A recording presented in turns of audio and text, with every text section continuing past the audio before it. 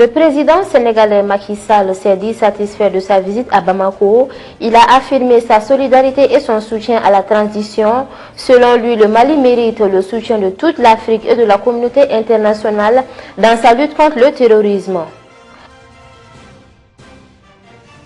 La société Dramera et Frères, à travers son directeur général, va désormais vendre ses tonnes de sucre conformément au prix indiqué par le ministère de l'Industrie et du Commerce.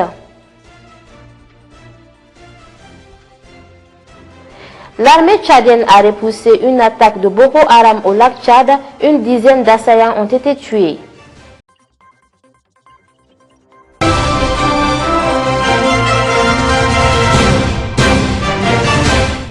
Merci de nous rester fidèles. Mesdames et messieurs, bonsoir et bienvenue dans cette édition. Nous ouvrons ce journal par cette information. Les autorités de la République du Mali viennent d'interdire l'importation, la distribution et la vente, l'usage de la chicha dans tout le pays. L'annonce a été faite à travers un communiqué ce lundi 15 août 2022. Selon l'arrêté, toute personne qui se rend coupable de la production ou l'importation de la chicha ou tout autre appareil similaire est puni d'un emprisonnement de 1 à 10 jours et d'une amende de 300 à 18 000 francs CFA. Nous y reviendrons dans nos prochaines éditions pour plus de détails. Sur tout un autre plan, des questions d'intérêt commun étaient au cœur des échanges entre le président de la transition, le colonel Assimi Goïta, qui a reçu au palais de Koulouba son homologue sénégalais Macky Sall. Après quelques heures de discussion, le président de la République du Sénégal a quitté le Mali dans l'après-midi. Il s'est dit satisfait non seulement de l'hospitalité qui lui a été réservée, mais aussi de la franchise dans les échanges. Suivons les détails. Ma présence ici est un signal d'amitié, un signal de solidarité par rapport au peuple malien, un signal également de soutien à la transition dans le cadre du processus de cette transition qui vient de réaliser des progrès après quelques difficultés. Et c'est ce qui a expliqué d'ailleurs il y a un mois à peu près, la CEDEAO avait quand même tenu compte des efforts des autorités de transition pour lever les sanctions. Aujourd'hui, il s'agit d'accompagner le Mali dans sa voie pour le retour à un ordre constitutionnel normal dans les délais prévus et conformément aux engagements des autorités. Mais je crois que le Mali mérite le soutien de toute la communauté africaine, de la communauté internationale dans sa lutte acharnée contre le terrorisme.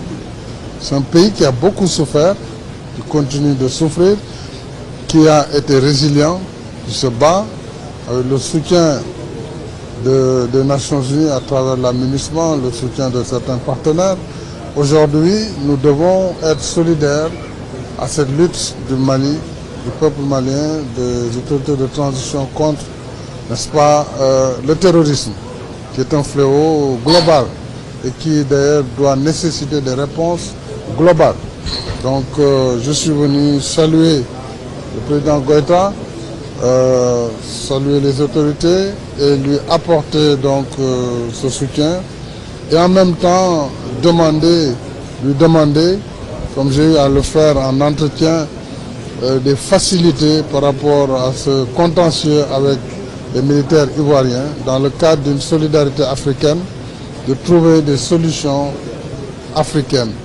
Bien sûr, j'ai bien noté la disponibilité qu'il m'a dit, sa disponibilité à dialoguer. Le Mali reste disponible, donc nous allons poursuivre avec la Côte d'Ivoire également. Et je salue au passage les efforts du président Faure Gnassingbé, qui a été vraiment quelqu'un qui a travaillé pour une solution. Et je pense et je ne désespère pas qu'on y arrivera, Inch'Allah. Je sors d'ici naturellement très satisfait. D'abord de l'hospitalité généreuse, mais également de la franchise dans les échanges. Nous avons mis quand même plusieurs heures au déjeuner. Ils sont sur la bonne voie et il faut accompagner cela. Ça, c'est le maître mot. Accompagner cette transition. Je pense qu'il y a l'écriture de la nouvelle constitution, il y a l'agenda, tout ça se met en place. Il y a le médiateur qui suit et la CEDEAO dans sa globalité. Moi, en tant que président de l'Union africaine, je suis venu surtout, en tant que voisin aussi, apporter mon salut, apporter ma solidarité au moment où je dois me rendre au Tchad.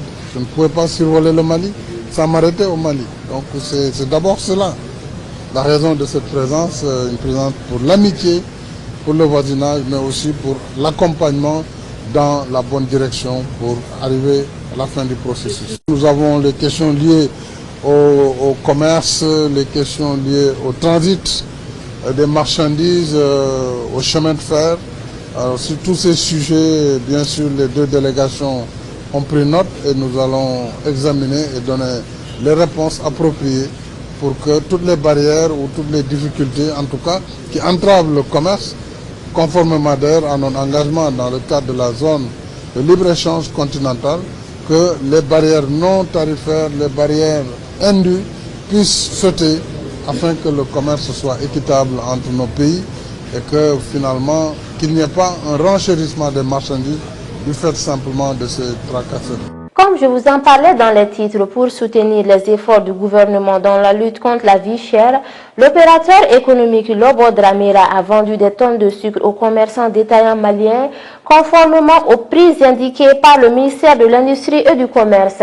Ceci permettra une diminution considérable du prix du sucre sur le marché malien qui sera vendu à 600 francs CFA le kilogramme. Suivons le reportage.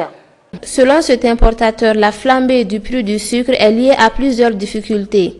Pour les matières, ce n'est pas Ambargo qui a monté le prix, c'est pour mondial. C'est le mondial même. Tout le monde connaît aujourd'hui, ce n'est pas mal. On a vu, après l'embargo, quand il y a l'embargo, les camions, il y a trop de camions. Tu sais, il y a d'engrais, c'est embargo. Il y a de coton de balle, c'est embargo. Mais c'était prix, on ne parle pas ça. Oui, ça a même eu les chambres de commerce, on fait combien de tours. Dakar, Abidjan, pour négocier le magasinage.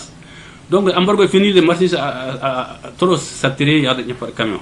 Les transporteurs, ils préféraient prendre les balles, amener d'abord à la port africain, Dakar ou Abidjan, pour prendre le marché vin. Avant, un camion peut faire 2 fois, 3 fois par mois. Maintenant, il peut pas faire même une fois là. Parce qu'aller d'abord sortir les balles, faire le rang.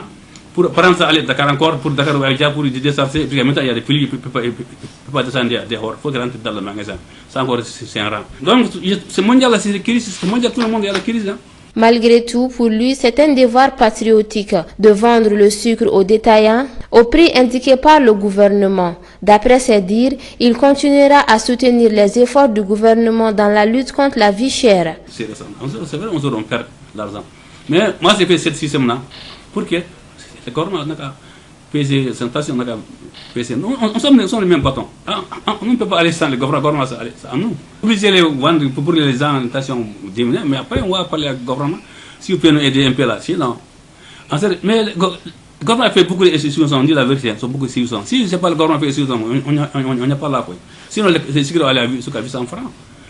Mais le gouvernement a fait beaucoup d'efforts. Les commerçants détaillants, grâce à cette initiative, pourront revendre le sucre au prix convenu. Et remercier les opérateurs économiques à la personne de Lobo Dramera qui a voulu nous faire des ouf de soulagement aujourd'hui. C'est il y a quelques semaines, nous on a des problèmes avec la DGCC. Si je dis nous les commerçants détaillants qui sont dans les différents quartiers, chaque jour nous sommes verbalisés parce qu'on est en train de vendre le sucre le plus cher. Ce n'était pas le prix conventionnel. Parce que nous aussi, on trouvait avant 37 500 francs à 40 000 francs, donc on ne pouvait pas vendre au prix conventionnel.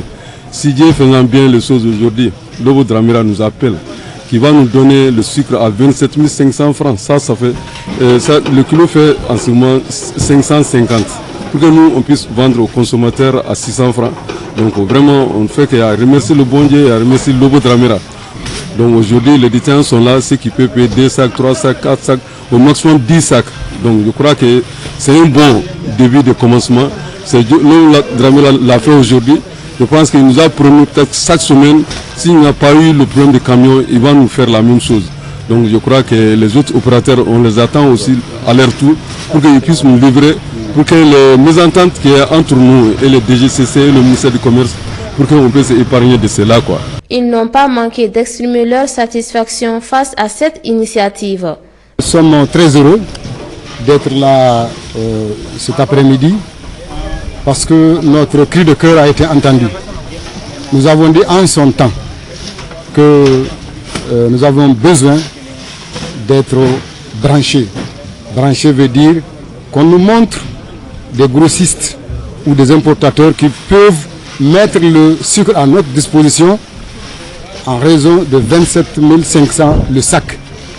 En ce moment, nous serons obligés, condamnés à vendre le kilo à 600 francs. Donc je pense que cet appel a été entendu. Nous nous en félicitons. Nous remercions les pouvoirs publics. Ils sont dans leur rôle régalien. C'est aussi l'occasion de saluer les commerçants détaillants, la résilience des commerçants détaillants, qui malgré les difficultés ont accepté, n'est-ce pas, le martyre pour que nous soyons là aujourd'hui. Et donc, nous allons aussi féliciter et remercier les importateurs, en l'occurrence Lobo Dramera. Et le jeudi déjà, la société Mamadou Diara nous a mis à disposition 10 tonnes que nous avons réparties entre les différentes communes. Donc aujourd'hui, nous pouvons affirmer sans risque de nous tromper que tant que cela continue, la crise sera derrière nous. Concernant l'affaire des 49 militaires ivoiriens qui opposent le Mali et la Côte d'Ivoire, le ministère de la Communication et de l'Économie numérique a organisé une conférence de presse à l'endroit des hommes de médias. L'objectif est de sensibiliser la population, d'être une source d'apaisement entre les deux États. Reportage Aïssata Touré et Moussa Diallo. Nous sommes le Mali, un peuple ouvert, un peuple d'esprit, un peuple bien entendu de grandeur et d'intelligence, un peuple de fraternité, mais aussi un peuple de paix et de solidarité. Il y a des choses qui se passent en ce moment. Si nous n'y prenons garde, elles peuvent dégénérer, elles peuvent ne pas être maîtrisées et elles peuvent amener des malentendus qui peuvent être amèrement discutés au Mali, en Côte d'Ivoire et en Afrique. Je disais, nous sommes le Mali, nous sommes l'Afrique, personne ne peut le nier. Et tout ce qui touche un pays quelconque de l'Afrique, un peuple, quel qu'il soit de l'Afrique, tous les peuples épris de paix, de liberté et d'indépendance nous concernent. Et ce qui se passe, comme je disais tantôt, nous paraît de plus en plus grave. La meilleure façon que nous avons trouvée en tant que ministère de la Communication, c'est de vous appeler, vous, femmes et hommes des médias, pour qu'ensemble, nous sachions lire dans l'histoire et comprendre que nous n'avons qu'un seul chemin à prendre, c'est celui de la fraternité et de la solidarité. Il n'y a pas de place pour la haine, il n'y a pas de place pour la division, il n'y a même pas de place pour des incompréhensions ou des malentendus entre peuples africains. Et je rappelle encore une fois que ce sont des instructions qui nous sont venues des plus hautes autorités. Nous, les membres du gouvernement, nous avons le devoir de vous dire la vérité. Et la vérité, c'est la vérité du rassemblement. C'est la vérité de la voie que nous avons choisie. Nous irons à l'indépendance d'une façon ou d'une autre. Ceux qui pensent pouvoir nous faire retourner en arrière se trompent. Nous irons de l'avant et toute l'Afrique ira de l'avant. Mais il faut que vous soyez ensemble. Il faut que vous soyez ensemble, que nous soyons ensemble avec tous les autres Africains. Ne permettez aucune faille dans l'organisation que nous sommes en train de faire. Toute l'Afrique nous observe. Le ministre du Travail, de la Fonction publique et du Dialogue social, Mme Diawara Awa Paul Diallo, a répondu au secrétaire général de l'Union nationale des travailleurs du Mali, Yacouba Katile, à travers une correspondance pour lui notifier que les arrêtés relatifs à l'intégration de certains contractuels dans la fonction publique ne sauraient être annulés pour quelque raison que ce soit.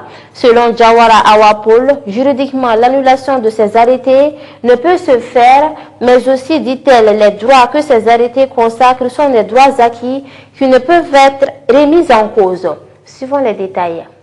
Concernant l'arrêté numéro 2022-3266/MTPFDS-SG-DNEPP-DI 3 du 26 juillet 2022 portant régularisation de situation administrative, la ministre a souligné que cet arrêté résulte de l'application d'une décision de justice, spécifiquement l'exécution des arrêts 244 du 29 avril 2021 et numéro 771 du 9 décembre 2021 de la section administrative de la Cour suprême. Selon Jawara Awapol Diallo, son annulation ne peut être que du ressort de la justice.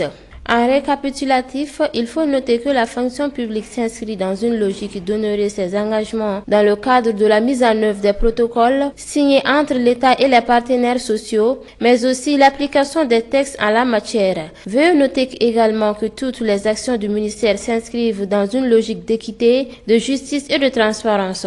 Pour preuve, les concours, les tests d'aptitude et les tests de contrôle se sont déroulés selon ce principe. En conclusion, en ce qui ressort de l'annulation des 2 arrêtés subvisés, non seulement juridiquement cela ne peut plus se faire, mais aussi les droits qu'ils consacrent sont des droits acquis qui ne peuvent être remis en cause en raison des principes de droits acquis. Donc, en définitive, ces arrêtés ne sauraient être annulés pour quelque raison que ce soit, car d'autres arrêtés déjà signés dans la logique d'autres protocoles sont dans le rouage de l'administration, a précisé la ministre.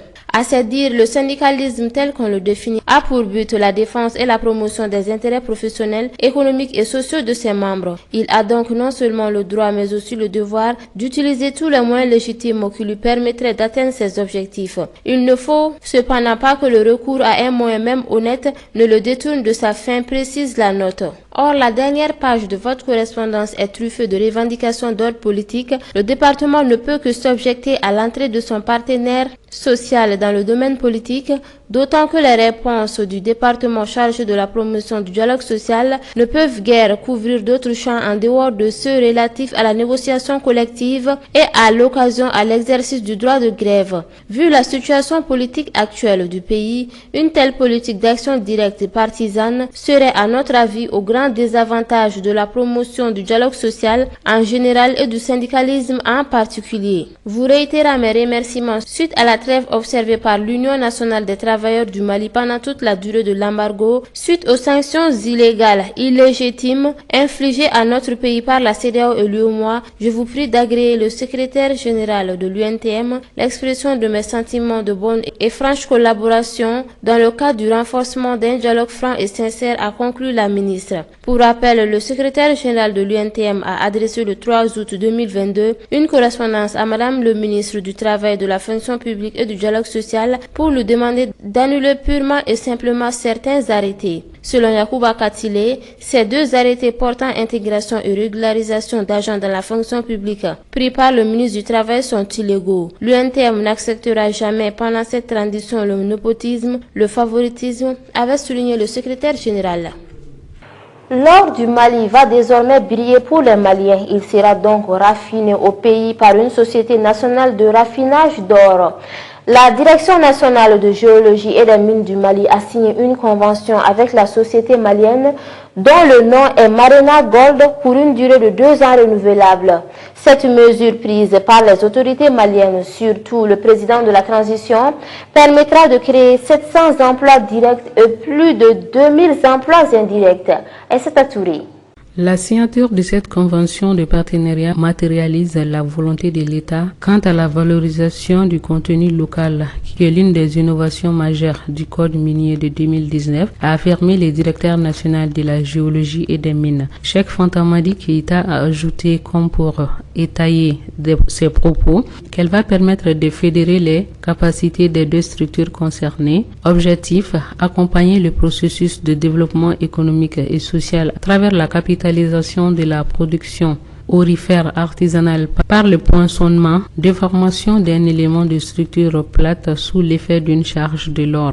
Ce poinçonnement par l'État va, selon les termes de ce pacte scellé, pour une période de 2 ans renouvelable, se faire sur les produits et objets en or créés par la société MGM. Il prévoit également la formation et le perfectionnement du personnel du laboratoire du programme pour le développement des ressources minières, PDRM, dans les domaines du raffinage et de l'analyse des métaux précieux. Outre l'appui au PDRM, en équipement, le protocole envisage l'élaboration et la conduite par les deux structures de projets et programmes d'intérêt commun, l'échange d'expériences entre elles et l'échange de documentation et d'informations. Grand pas, ce qui fera dire au directeur national de la géologie et des mines que la Convention se veut un cadre fédérateur de collaboration publique-privée dans un esprit gagnant-gagnant. En ce sens que l'approche permet, de l'avis de Cheikh Fontamadi Keita, d'accroître les initiatives et la cohérence des actions pour plus d'efficacité et de résultats. L'exigence nécessaire pour maximiser les retombées de l'or dans l'économie de notre pays, le Mali étant l'un des principaux producteurs du métal jaune sur le continent, la production industrielle de l'or en 2021 au Mali s'est établie à 63,4 tonnes contre environ 6 tonnes répertoriées pour la production artisanale. Ces derniers secteurs méritent d'être davantage valorisés, a noté le directeur général de la société Marina Gold Mali MGM. De nos jours, l'exaction dite artisanale de l'or ou l'orpaillage attire une population rurale jeune dans des zones minières. Elle permet certes à beaucoup d'entre eux d'avoir une activité lucrative, mais elle apporte également des risques majeurs sur le plan économique, environnemental et sécuritaire, a estimé Ismaël Sibi. Selon lui, cette initiative permettra sur 5 ans notamment la création d'un réseau de petits sites miniers à caractère formel et industriel, l'évolution du statut d'artisan ou main-d'œuvre informelle à celle d'employés ou techniciens qualifiés et formels pour au moins 750 personnes dont les emplois seront directs. Elle verra la création dans les sillage des emplois directs, un peu plus de 2000 emplois indirects et la production d'un minimum d'une tonne d'or par an. Notre code minier est très clair là-dessus. Les raffinages d'or doivent en priorité se faire au Mali, a rappelé le secrétaire général du ministère des Mines, de l'Énergie et de l'Eau. Mais a indiqué Soussourou Dambélé, il faudra que le Mali dispose en conséquence d'une unité de raffinerie à la hauteur. Cette signature est un grand pas vers cet idéal visant à faire en sorte que l'or qui est produit au Mali soit raffiné chez nous, a-t-il salué. Précisons que ce partenariat répond également à une des recommandations fortes formulées lors des assises nationales, créer au Mali une raffinerie afin d'augmenter la valeur ajoutée de l'or pour le pays. La raffinerie MGM est un projet structurant qui s'inscrit dans la perspective de la valorisation des ressources de notre sous-sol. À ce titre, elle ambitionne de devenir l'une des plus importantes unités de raffinage industriel du pays et la sous-région. Disposant d'une unité pour le raffinage des métaux précieux et d'un laboratoire moderne d'analyse des substances minérales, la raffinerie MGM offre à notre pays de nombreux avantages, notamment la réduction de la dépense du secteur minier malien vis-à-vis de l'extérieur, les contributions au trésor public, la création d'emplois pour les jeunes et le meilleur contrôle par l'État de la sortie de l'or du territoire national.